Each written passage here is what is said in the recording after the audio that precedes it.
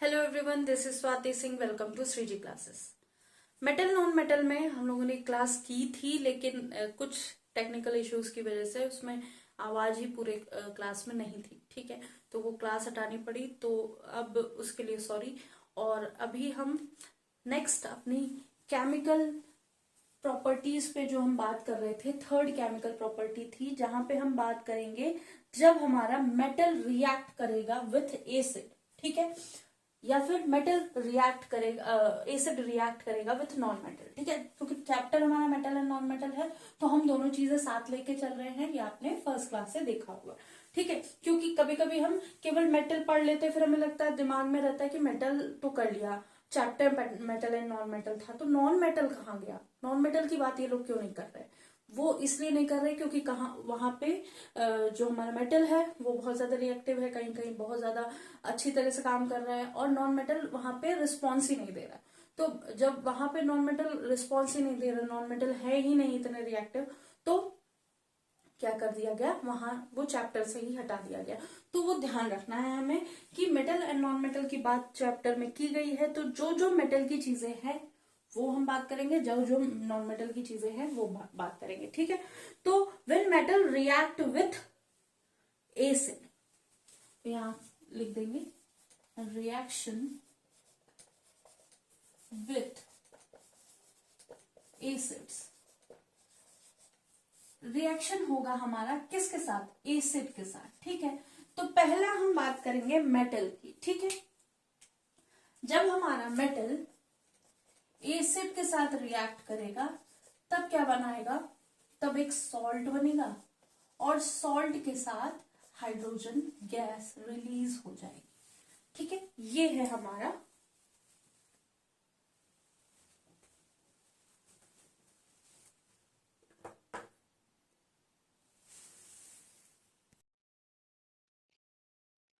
तो मेटल जब रिएक्ट कर रहा था तब हाइड्रोजन गैस निकल रही थी और साथ में हमारा सॉल्ट था।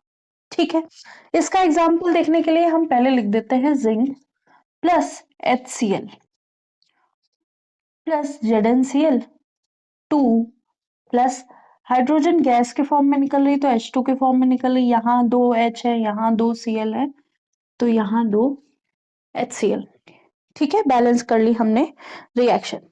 तो अब हम अगर मेटल की बात कर रहे हैं तो हम ये भी देख लेते हैं कि कौन से बहुत तेजी से रिएक्ट करेंगे हमारे मेटल। तो सोडियम, पोटेशियम, ये जो मेटल होंगे ये बहुत ज्यादा रिएक्टिव होंगे, हाईली रिएक्टिव होंगे, इतने रिएक्टिव होंगे कि एसिड सबसे कह सकते हैं जो ऐसा एसिड होगा जो क्या कह सकते हैं एज अ बेस भी काम कर रहा है। तो अगर हम इसको कहें, हम इसको कोल्ड वाटर से भी रिएक्ट करा सकते हैं।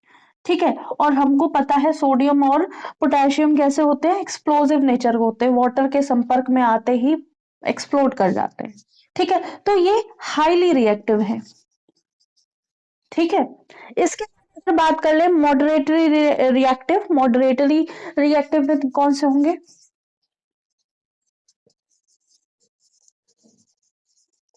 मेटल की बात आ गई तो एक बार ये ध्यान रखेंगे, मॉडरेटिव रिएक्टिव ऐसे होंगे जो वाटर के साथ या डाइल्यूटेड एसिड के साथ रिएक्ट करेंगे, सॉल्ट और वाटर बनाएंगे। ठीक है, जैसे magnesium, aluminium, magnesium, aluminium, iron, zinc. ठीक है, जिंक, आयरन, ये सारे। ठीक है, और अगर कह दें कि लीस्ट रिएक्टिव या नॉन रिएक्टिव, वो कौन होंगे, जो ना किसी भी तरह के एसिड के साथ जल्दी से रिएक्ट नहीं करेंगे। ठीक है, जैसे कॉपर है, सिल्वर है, गोल्ड है, प्लैटिनम। कॉपर है, सिल्वर है, गोल्ड है, प्लैटिनम है। ठीक है, गोल्ड प्लैटिनम किससे रिएक्ट कर रहे हैं, एक्वारेजिया से। ठीक है, उसकी हम बात कर चुके हैं बहुत बार, और यहाँ पे भी हम कर रहे हैं। ठीक है, 1 मिनट देना।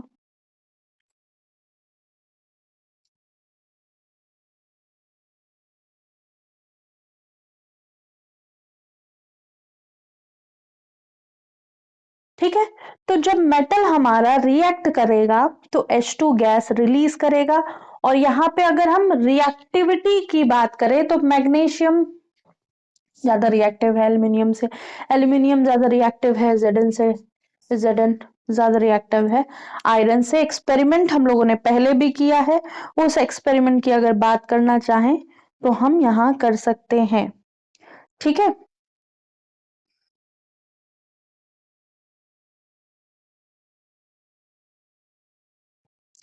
अब नेक्स्ट पहले हम एक्वारेजिया समझ लेते हैं। एक्वारेजिया क्या है?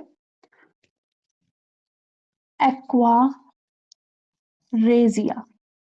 पहले भी बात हो चुकी है, एक्वारेजिया की हम बात कर लेते हैं। यहाँ पे HCl और HNO3 का कॉम्बिनेशन होता है, ये दो एसिड का कॉम्बिनेशन होता है।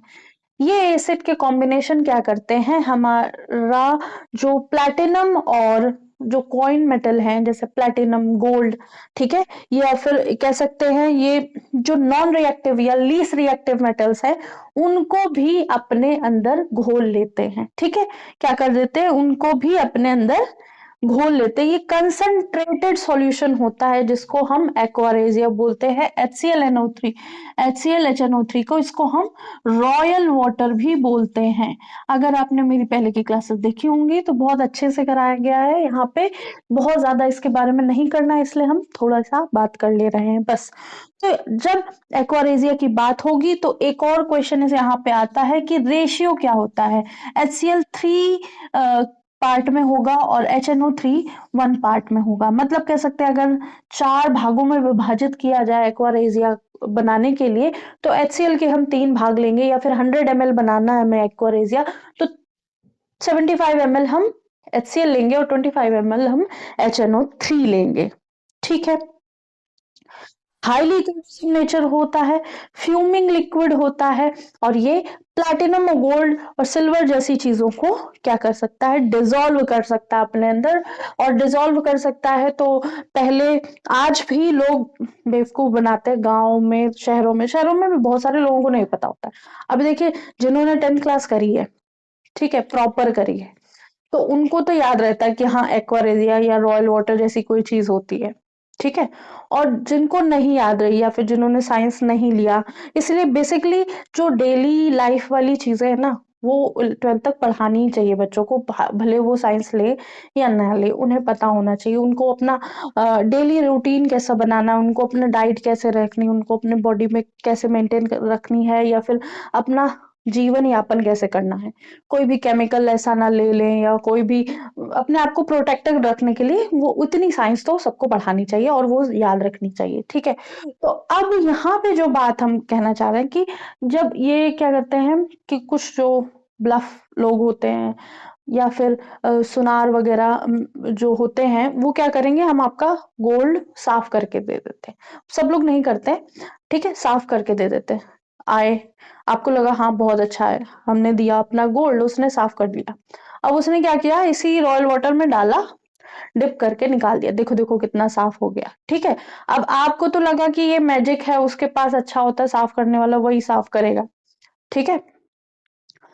तो अब क्या हुआ, वो जो पानी था वो अपने पास एक राख या ऐश जैसी चीज रखता है, उसमें डालता रहता है। ठीक है।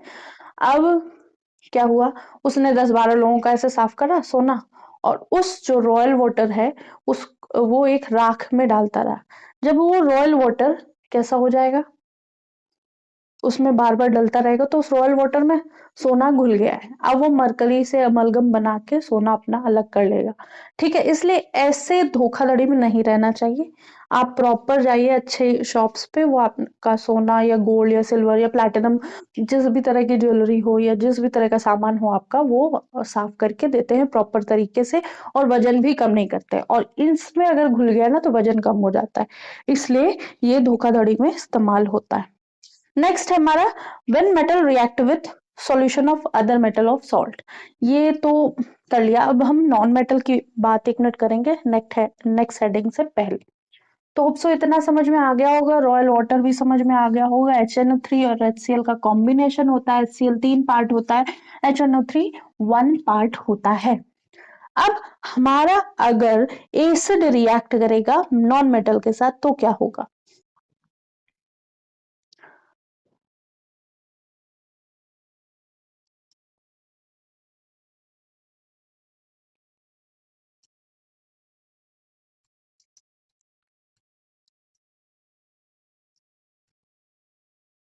ठीक है, एक बात नहीं बताई कि ये जो H2 है इसको कैसे पता करेंगे कि H2 कैसे निकलता है? H2 निकलेगा तो फिजिंग साउंड होगी, फिजिंग साउंड होगी, या फिर हम क्या करेंगे, फ्लेम लेके पास, जैसे हमने कोई भी रिएक्शन किया उस रिएक्शन से बबल्स निकल रहे हैं H2 के, तो हम उसको फाइंड आउट करने के लिए इसके पास फ्लेम ले जाएंगे। फ्लेम ले जाएंगे तो क्या होगा, ये जो बबल्स हैं वो पॉप साउंड करके जलेंगे। ठीक है, ये ध्यान रखना है। तो H2 की कैसे फिजिंग साउंड होगी या पॉप साउंड होगी जब वो बर्न किया जा रहा होगा। नॉन मेटल का अगर हम एसिड के साथ रिएक्ट करेंगे, एसिड प्लस नॉन मेटल, तो ये क्या करेंगे, देर इज नो रिएक्शन, कोई रिएक्शन नहीं होगा, इसलिए हमारी बुक में दिया ही नहीं गया है। ठीक है, ये वाली हेडिंग ही नहीं रखी है, ये एसिड विथ नॉन मेटल वाली। ठीक है, तो इसलिए ध्यान रखना, क्योंकि यहाँ पे नॉन मेटल के पास H देने की एबिलिटी ही नहीं है, ability to donate electron to H atom, H ion के लिए। ठीक है, क्योंकि एसिड के पास क्या होगा, H होगा, और H को क्या, इलेक्ट्रॉन की नीड है, इलेक्ट्रॉन की नीड है, या कह सकते हैं H निकल रहा है, बहुत सारा H निकल रहा है, और ये जो है नॉन मेटल है वो ऐसी कोई क्वालिटी रखता ही नहीं है कि वो इलेक्ट्रॉन को डोनेट कर सकते, उसे भी नीड है, नॉन मेटल को पहले से ही नीड होती है हर चीज की। ठीक है,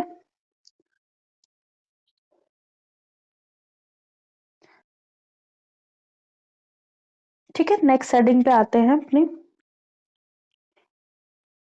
कुछ एक्स्ट्रा तो नहीं है।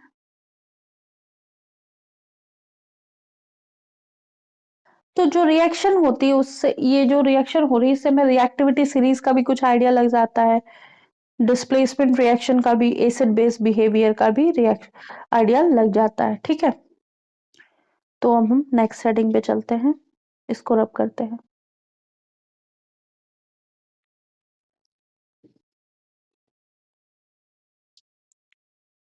तो नेक्स्ट हेडिंग क्या है, मेटल जब रिएक्ट करेंगे ऐसे सॉल्यूशन में जो सॉल्यूशन में मेटल सॉल्ट ऑलरेडी प्रेजेंट होगा। जैसे हमने बात करी थी कि मेटल 1 है हमारा, एक ऐसे सॉल्यूशन के साथ काम कर रहा है जिस सॉल्यूशन में मेटल 2 प्रेजेंट है, यहाँ ये भी नॉन मेटल के साथ काम नहीं करेगा। ठीक है, तो और अब जब ये रिएक्ट करेंगे तो हमारा मेटल 2 अलग हो जाएगा और सॉल्यूशन में मेटल 1 पाया जाएगा, ये रिएक्शन होगी। ठीक है, तो इसका सबसे अच्छा एग्जाम्पल हम लोग फर्स्ट चैप्टर में भी कर चुके हैं, क्या था, हम लोगों ने कॉपर सल्फेट लिया था, CuSO4 लिया था, जो कैसा था, ब्लू कलर का था, ब्लू कलर का था। इसमें हम लोगों ने एक आयरन ने लिया, लोहे की कील डाली हुई थी। ठीक है, इस लोहे की कील डाली हुई थी और कॉपर सल्फेट हमने सॉल्यूशन लिया था।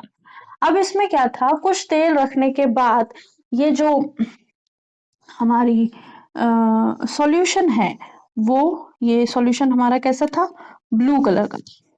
जो सॉल्यूशन था वो फेड आउट हो जाता है, ये पूरा ब्लू कलर का था, सॉल्यूशन फेड आउट हो जाता है, और जो नेल है, आयरन नेल, उसके ऊपर एक ब्राउन सी लेयर जम जाती है। ठीक है, एक लेयर जैसी बन जाती है, और ये कैसा हो जाता है, फेडेड हो जाता है। तो ऐसा क्यों हो रहा था, ऐसा इसीलिए हो रहा था कि आयरन जो है हमारा मेटल है, हमने उसको कॉपर सल्फेट में डिप करके रखा है, और हमको क्या मिलता है, FeSO4 मिलता है, और कॉपर अलग हो जाता है। ऐसा क्यों हो रहा है, क्योंकि iron is more reactive than copper, iron हमारा कॉपर से मोर रिएक्टिव है। तो जब ऐसा हो रहा होगा तो हम ये कह सकते हैं कि आयरन, जब मेटल हमारा किसके साथ रिएक्ट कर रहा होगा, metal react with salt solution of metal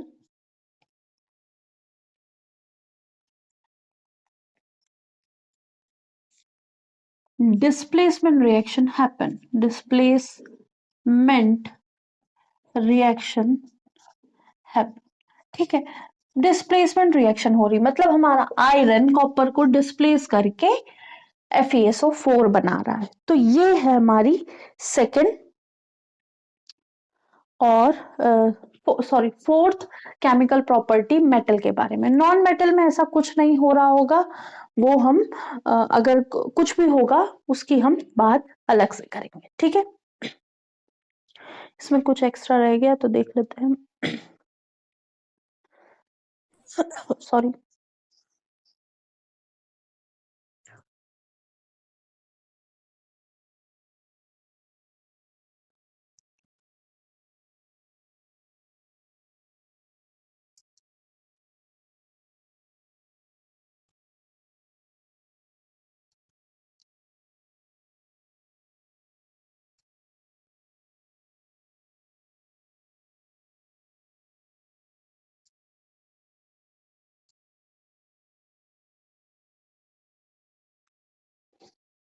तो होप सो ये समझ में आ गया होगा।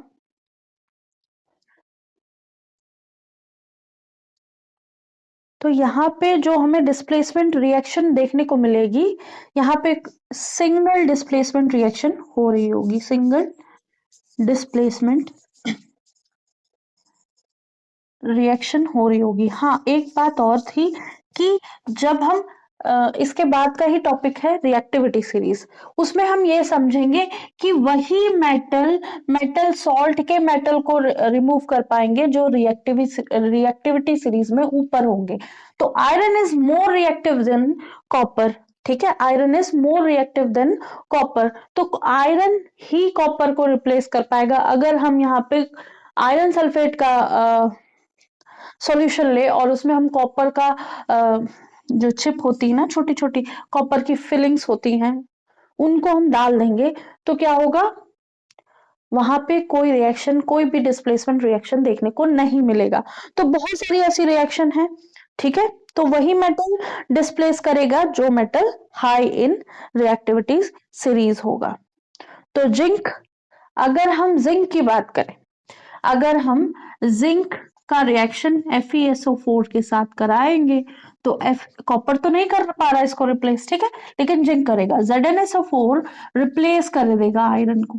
ठीक है, ZnSO4 यहाँ पे आयरन को रिप्लेस करेगा क्योंकि zinc is more reactive than iron. ठीक है, तो ये हम रिएक्टिविटी सीरीज में देखेंगे।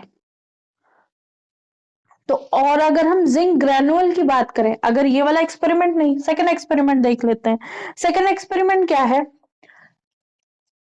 क्योंकि ये हम फर्स्ट क्लास में भी कर चुके हैं। ठीक है, अगर हम सेकंड मतलब फर्स्ट क्लास कहने का मतलब कि फर्स्ट चैप्टर में भी एक्सपेरिमेंट कर चुके हैं, अगर दूसरा कोई एक्सपेरिमेंट देखना चाहें तो हम क्या देखना चाहेंगे। हमने एक सॉल्यूशन लिया कॉपर सल्फेट का।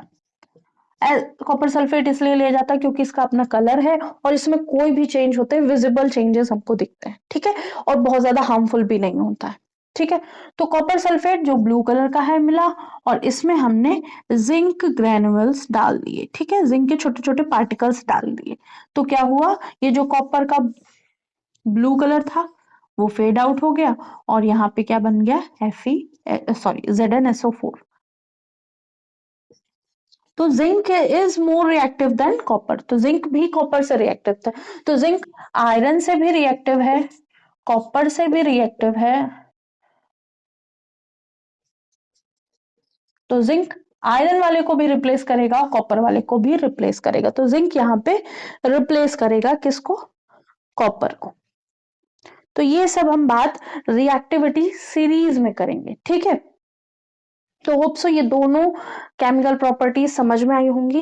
कुछ भी नया लगा हो तो आप बता सकते हैं, हम आपको दोबारा से वो टॉपिक समझाएंगे। जो भी पर्टिकुलर चीज आपको नहीं समझ में आई हो वो हम बताएंगे। आज के लिए इतना ही। लाइक कीजिएगा, सब्सक्राइब कीजिएगा, शेयर कीजिएगा, बताइएगा क्लासेस कैसी लग रही हैं और न्यूमेरिकल की क्लासेस जरूर देखिएगा।